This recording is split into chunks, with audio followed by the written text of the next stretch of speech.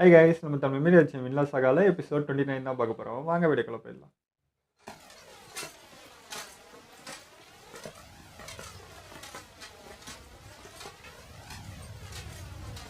என்ன வாரலாம் நடக்குது?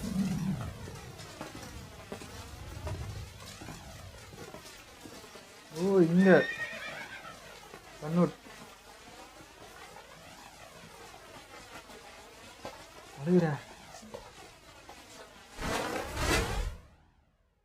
ஏய் கிழவா, உனக்கு காதுல எதுவும் விழலையா? ஆஸ்கலாடு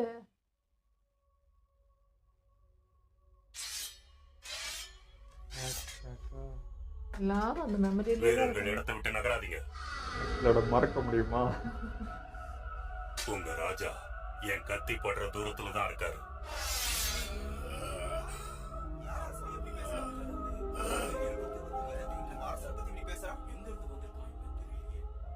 இந்த சம்பவத்தை யாரும் மறக்க மாட்டாங்க. இங்கேயே வீசினாண்டா.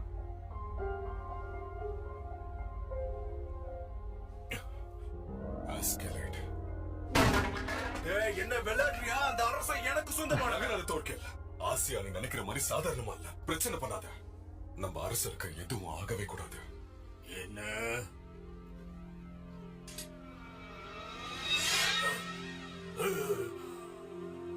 இந்த வாழை தூக்கி எறி.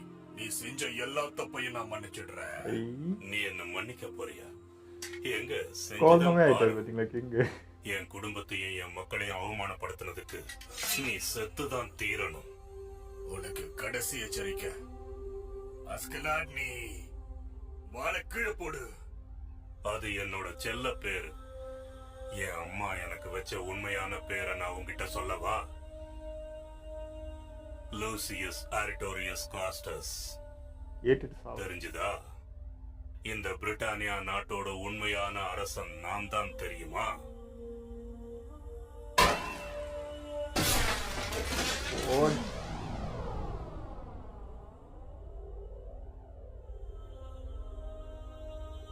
பேச்சு அப்படி இப்பதான் எனக்கு நிம்மதியா இருக்கு.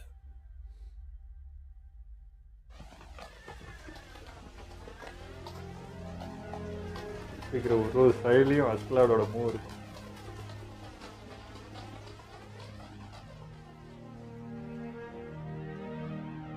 இங்க தோர்கில காணோம். அங்க இருக்காங்க.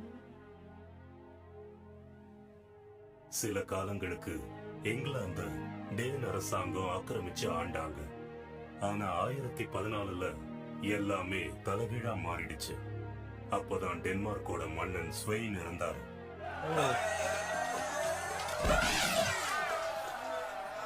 டென்மார்க்குக்கும் இங்கிலாந்துக்கும் இடையில திரும்பவும் போர் ஆரம்பமாச்சு. காண்டி அவங்க அப்பா ஸ்வெயினை முறியடிச்சு இங்கிலாந்துல இருக்கிற தானிஷ் வைக்கிங் வீரர்கள் அவன் கட்டுப்பாட்டுக்குள்ள கொண்டு வந்தான். ஸ்வெயின் இறந்த செய்தி கேள்விப்பட்டு நார்மாண்டியை விட்டு ஓடி போயிருந்த 2ஆம் ஈத்ரேல் திரும்பவும் வந்து நாட்டை மீட்டெடுத்தாரு. அவங்க 2 பேருமே தங்களை இங்கிலாந்தோட மன்னர்கள்னு சொன்னாங்க. கிரீடம் யாருக்கு போக போகுதுன்னு யாருக்கும் தெரியாம இருந்தது. முடிவில்லாத யுத்தங்களால இங்கிலாந்து நாடே பெரிய கஷ்டத்துல இருந்தது.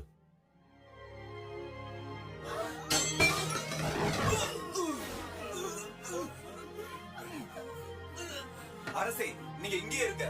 நான் நல்லா தான் இருக்கேன். நான் குடிக்கவும் இல்ல, போதையிலும் இல்ல.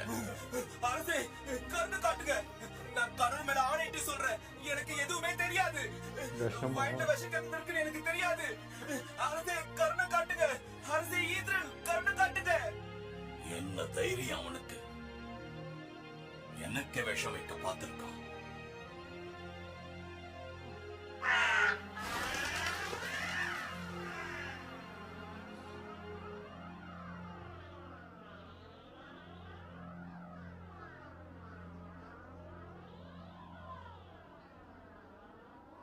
வா, எல்லாம் மாறி இருக்க தோற்றம்லாம்.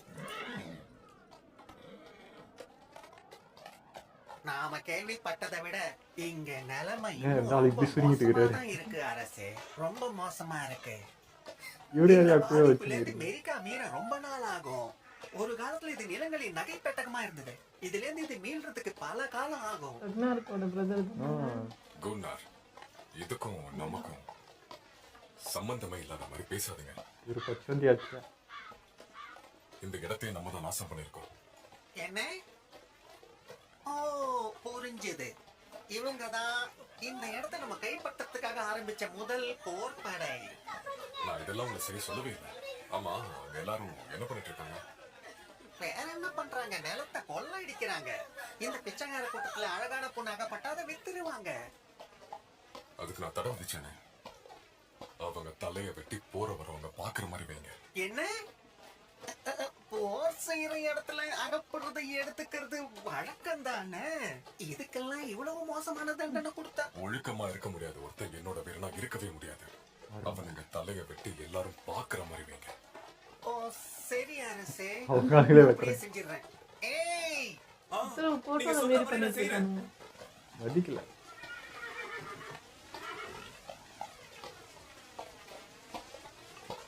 என்னப்பா நல்லா ஐடியா.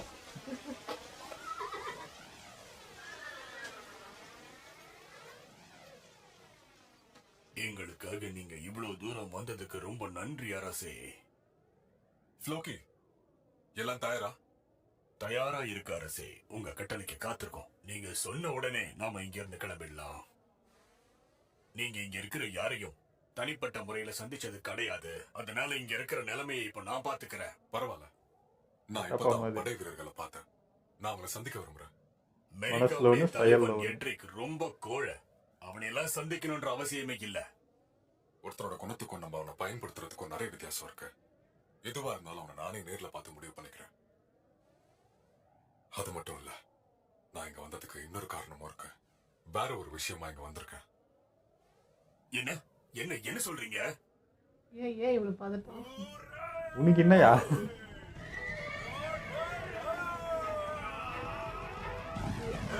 ஏய், இவர் ஒன்றும் திருந்தலையா? வருஷ சவுண்ட் எல்லாம் வர மாட்டாரு. நீ சொன்னதை நான் கண்டிப்பா ஒத்துக்கிட்டே ஆகணும். உன் ஆளுங்களுக்கும் உனக்கும் கண்டிப்பா கஷ்டமா தான் இருந்திருக்கும். நிச்சயமா இருந்தது. இவரை மட்டும் அடக்கவே முடியாது. யோ யோ யோ ஐயா,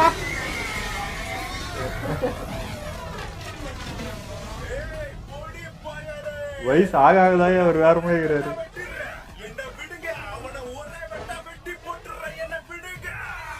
அமைதியா இருக்காரு. ஐயோ,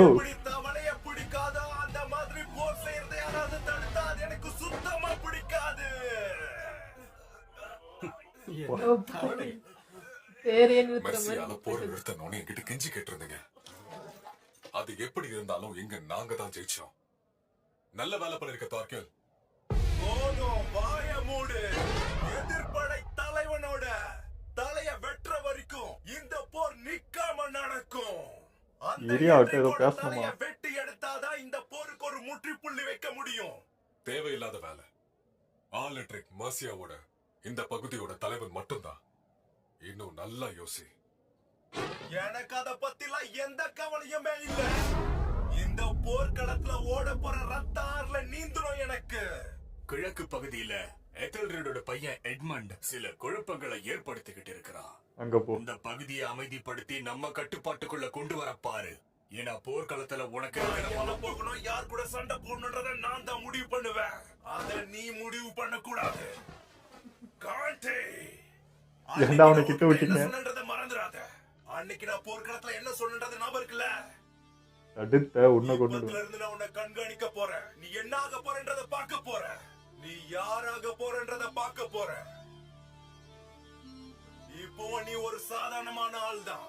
நீ ஒண்ணு இந்த இங்கிலாந்துக்கு அரசன் இல்ல. நீ இப்பவும் பொடி பையன்தான். சொல்றத கேளு. நீ என்ன செஞ்சாலும் சரி, இந்த போரை தடுக்க முடியாது. கத்தியும் ரத்தத்தையும் வச்சுதான் நீ ஒரு வழியை உருவாக்க எரிபிடிச்சு முடியும். தெரியுது. அந்த ஆசுக்கள் செஞ்ச மாதிரி அத மறந்துடாத. ஆரம்பத்துல இருந்து நீ நடந்து வர பாதை ரத்த வெள்ளத்துல தான் ஓடிக்கிட்டு இருக்க. நீ என்ன பண்றீங்க? அந்த பக்கம் போடா. இவனுக்கு வேற சிக்கலுக்கா பண்ணுகிறேன். எப்படிங்க? பாரு தம்பி, நான் கோவமா இருக்கேன். இன்னைக்கு வேணா நான் அமைதியா போகலாம், ஆனா இன்னொரு தடவை நான் இந்த மாதிரி அமைதியா இருக்க மாட்டேன். அப்பா அவனுக்கு எவ்வளவு தைரியம் இருந்தா வீரர்கள் முன்னால இப்படி பேசிட்டு போறான். அரசே, இந்த ஆள் பேசுனதெல்லாம் நீங்க பெருசா என்ன எடுத்துக்காதீங்க, பண்ணுவ? சரியா? எடுத்துக்க கூடாது. அவ சொன்னது சரிதானே. ஏத்துக்க கூட எச்சரிக்கை கொடுத்திருக்காரு. இவர் ரொம்பவே கவுருங்க டேய். மனுஷன்.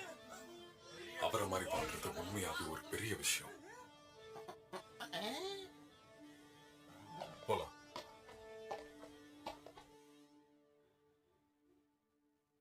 பத்தாயிரம் படையை கூட அடைக்கலாம், இந்த ஒத்தால் அடக்கிறது தான் ரொம்ப பிரச்சனை.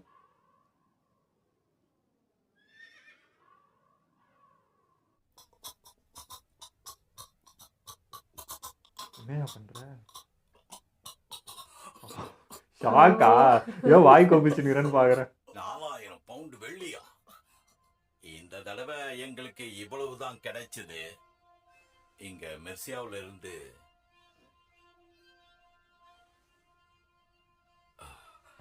நீங்க உங்களோட போர்ப்படைகளை பின்வாங்க சொன்னீங்கன்னா நாங்க இன்னும் 4000 பவுண்ட் வெள்ளிகளை கொடுக்கறோம். யோசிங்க, இதுல உங்களுக்கு தான் லாபம். நீங்க எனக்கு இப்போ நிலவரி கொடுக்குறீங்களா? நீங்களே கொஞ்சம் சொல்லுங்க எட்ரிக். உங்களோட பதில் என்ன கவுண்டி? ஏத்துக்க போறீங்களா இல்லையா? இதுக்கெல்லாம் ஒரு அடங்க மாட்டேன்.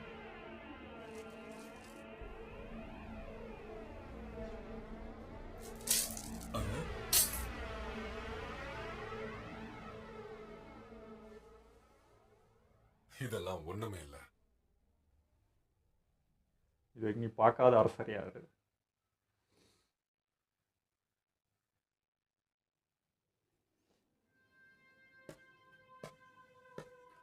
சரி சரி, மேல தூக்குங்க.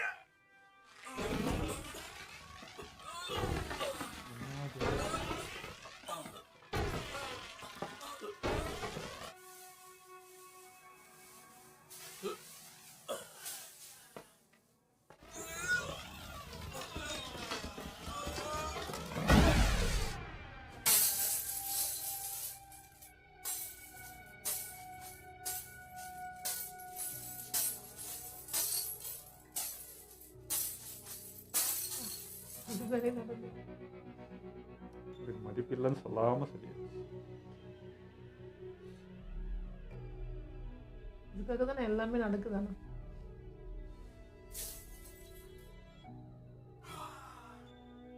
நான் உங்ககிட்ட ஒரு கேள்வி கேட்கிறேன். ம், இந்த வெள்ளி காசுகளை என்கிட்ட கொடுத்து என்ன மெர்சியா விட்டு வெளியில போன நீ என்கிட்ட கேக்குற, அப்படிதானே? பதில் சொல்ல எட்ரிக். நான் உனக்கு 8000 பவுண்ட் வெள்ளிகளை கொடுக்கறேன். உங்க படைகளை இங்க இருந்து கூட்டிட்டு போக உங்களுக்கு அது பத்தாதா? பத்தாது. நீ என்ன பேசுறன்னு யோசிச்சு பேச, சரியா? அதாவது கவுண்டி, இங்கிலாந்தோட வருங்கால மன்னன் கிட்ட பணத்தை வாங்கிக்கிட்டு அவனோட நிலத்தைய விட்டுட்டு வெளியில போக சொல்ற. அதுக்கு நீ கொடுக்கறேன்னு சொன்ன பணமும் தூசிக்கு சமமானது. ஆ? நான் தான் உங்களோட அரசு. நான் இங்க நடக்கிற கலவரத்தை அடக்கி இந்த நிலத்தை கட்டுப்பாட்டுக்குள்ள கொண்டு வரணும் தான் நான் இங்க வந்திருக்கேன். பணத்துக்காக இல்ல. பின்னாடி பேசு. என்ன விட்டா பேசிக்கிட்டே போற? எங்களோட அரசன் வெக்ஸஸ தவிர வேற யாருமே இல்ல. எத்தரன் மட்டும்தான். நீ இல்ல, அதை நல்லா புரிஞ்சுக்கோ. வாய மூடிக்கிட்டே இரு. ஆனா அது வந்து அப்பா ஊருக்கு இருக்கிறாருங்க. அத பேச வேண்டிய இடம் இது இல்ல. நீ சொல்றதும் சரிதான். இந்த அண்ணன் இங்க எங்கதான் இன்னொருத்தன் போனான்னு தெரியல. இங்கிலாந்தோட மன்னன்னு தன்னைத்தானே சொல்லிக்கிறான். சொல்லு, என்கிட்ட சமாதானம் பேசுறதுக்கு முன்னாடி எத்தரால் கிட்ட நீ அனுமதி வாங்கினியா இல்லையா? எனக்கு நம்பிக்கை இருக்கு. நாங்க எங்க நிலைமையை எடுத்து சொன்னா அரசர் புரிஞ்சுப்பாரு. அப்படியா? ரொம்ப பெரிய மனசுதான் அவருக்கு. உன்னோட பகுதியை காப்பாத்துறதுக்காக நீ என்கிட்ட பணம் கொடுக்க வந்திருக்க. அது நீ அரசாங்கத்துக்கு செய்யற துரோகம். இத கூட உங்க மன்னர் மன்னிச்சிருவார்னு சொல்ற. ஓச்சே, வசமா சிக்கினான். சிக்கிட்டான், திணறிக்கிட்டு இருக்கான். 2 அரசர் இருக்கிறதுனாலதான் இங்க பெரிய போரே நடந்துகிட்டு இருக்கு. இதுல ஒருத்தன் செத்தே ஆகணும். எத்தரால்ட் ஒரு கோழை. முன்னால நடந்த போர்லயே உயிரை காப்பாத்திக்கிறதுக்காக நாட்டையும் மக்களையும் விட்டுட்டு ஓடி போயிட்டான். வருங்காலத்தையே கொடுக்கணும்னு நினைக்கிறீங்க, அது தப்பு இல்ல? அதுக்காக நாங்க இப்ப என்ன பண்ணணும்? அவருக்கு துரோகம் பண்ண சொல்றீங்களா? நல்லது நண்பா. நீ ஏற்கனவே துரோகம் பண்ணிட்ட. எனக்கு உன்னோட உதவி தேவைப்படுது. ட்ரேக், ஆள் சேர்க்க பார்க்குறாரு. நான் இந்த எத்தனை ஒரேடியா அனுப்பி வைக்கணும்னு நினைக்கிறேன். பல வருஷமா அவனுக்காக நீங்க நிறையவே உண்மையா உழைச்சிருக்கீங்க. நீயே ஒரு நல்ல வழியை கண்டுபிடிப்பா நம்புறேன். எல்லாரையும் தப்பக்க இழுக்க பார்க்குறாரு. எனக்குள்ள இருக்கிற நேர்மையையும் விசுவாசத்தையும் நீ வேலை பேச முடியும்னு நினைக்கிறியா? அதுக்கு நான் உனக்கு அமெரிக்காவையே பரிசா கொடுக்கறேன். அதுக்கு நீ எனக்கு எத்தனோட தலையை கொடுக்கணும். இது உங்களுக்கும் லாபம் தானே? முடியவே முடியாது. இனிமே நான் எந்த சமாதானமும் பேச போறதே இல்ல. சாகர வரைக்கும் ஒன்ன மாதிரியே ஒருத்தனை எதிர்த்து நான் போராடியே சாகறேன். ரொம்ப விசுவாசமா இருக்காரு.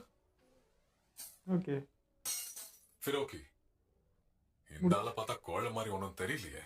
இவனுக்கும் முதுகெலும்பு ரோஷம்லாம் இருக்கு. அப்படின்னா அதையும் சோதிச்சு பார்த்துடலாம் அரசே. என்ன சொல்றீங்க?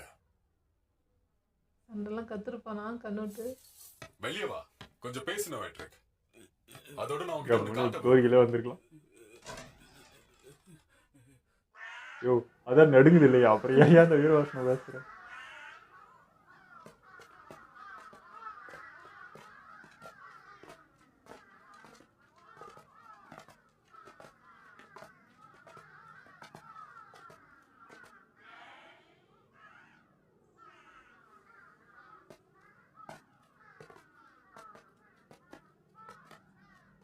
தூரம் போக விட்டு தான் பின்னாடி வராங்க.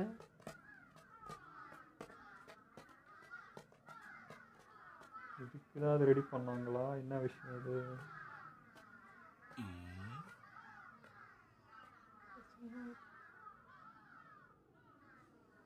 தயாரா இருக்கா? தயாரா இருக்கு அரசே.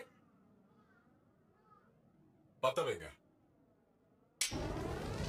தூக்கி உள்ள போட போறீங்களா?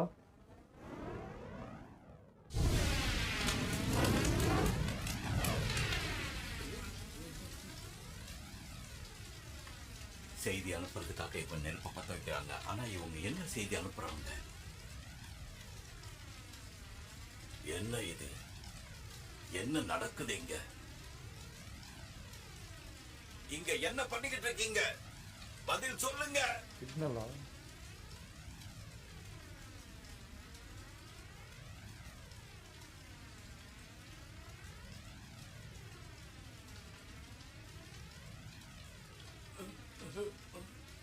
அப்பா கொஞ்சம் அங்க பாருங்க.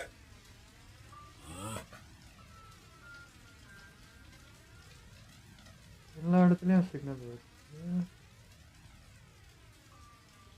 இதுக்கு அர்த்தம் இந்த மாதிரி நிறைய எரிஞ்சுக்கிட்டு இருக்கு.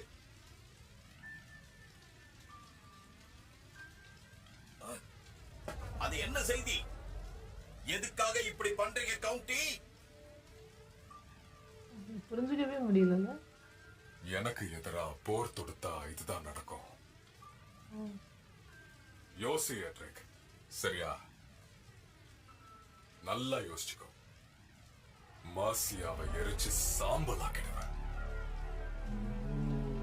வார்னிங், கடைசி வார்னிங். மொத்த இடத்துல இருக்காங்கன்னு காட்டுறாரு.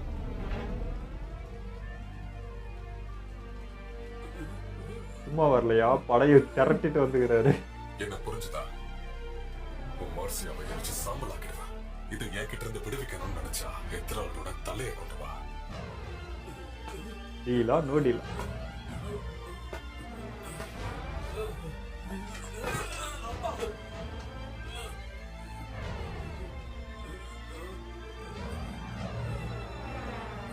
என்ன பையன் ஓட்டி அமிச்சிடலான்னு பாத்துக்கிறாரு. மட்டும் தான் எங்க அமைதி நிலவும்.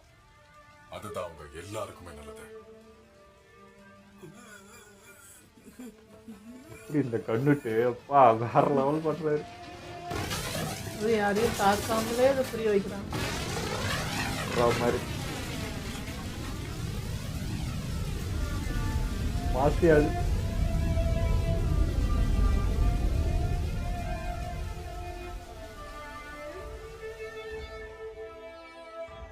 அடுத்த வருஷம் 1016 ஏப்ரல் மாசம் இங்கிலாந்து அரசரான இரண்டாவது எதிரால் இறந்து போயிட்டார்.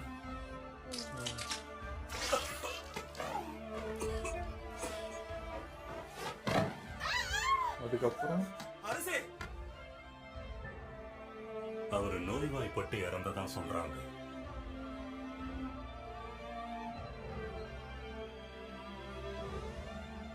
நெக்ஸ்ட் யாரு? அவர் இறந்ததுக்கு அப்புறமா அவரோட பையன் எட்மண்ட் அரசனா பதவி ஏத்துக்கிட்டான். எட்மண்ட் கவுண்டியோட படைகளுக்கு போர்ல சிறப்பான பதிலடி கொடுத்தான். பிரச்சனையா இருக்கிறது எல்லாம் இந்த பெருசுங்க தான். அடுத்த தலைமுறை வந்தா மாறிடும்னு ஒரு நம்பிக்கை. சிறுசு வருது. அதே வருஷம் 7 மாசத்துக்கு அப்புறமா அவனு எதிர்பாராத விதமா நோய்வாய்ப்பட்டு இறந்து போயிட்டான். அவனமா?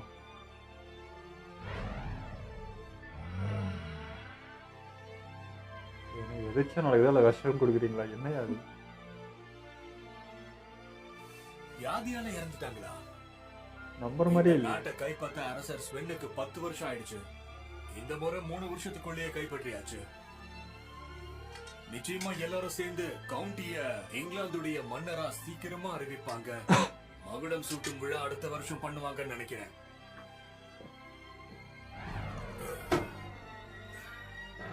கவுண்டிய பத்தி என்கிட்ட பேசாத, என்ன நிம்மதியா குடிக்க விட. நானே அவன் மேலே கடுப்பில் இருக்கேன். சரி சரி.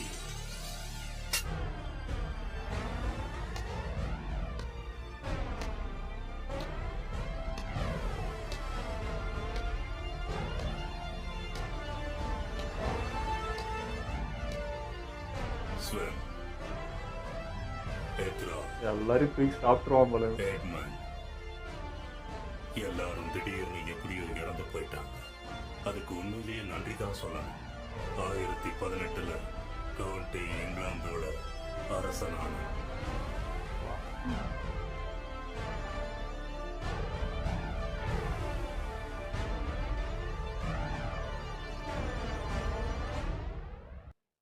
இன்னைக்கு எபிசோடே மாசா இருந்ததுங்க. ஒரு மாதிரி ஒரு டிஃப்ரெண்ட் ஃபீல் கொடுத்தது. ஏன்னா நம்ம கண்ணுட்டி எப்படி இருந்தாலும் நம்மளுக்கு தெரியும். இப்போ எப்படி வளர்ந்துருக்காரு அவன் இவன் போய் இப்போ ஆட்டோமேட்டிக்காக அந்த மரியாதை வருது. ஏன்னா செயல் அப்படி இருக்கு.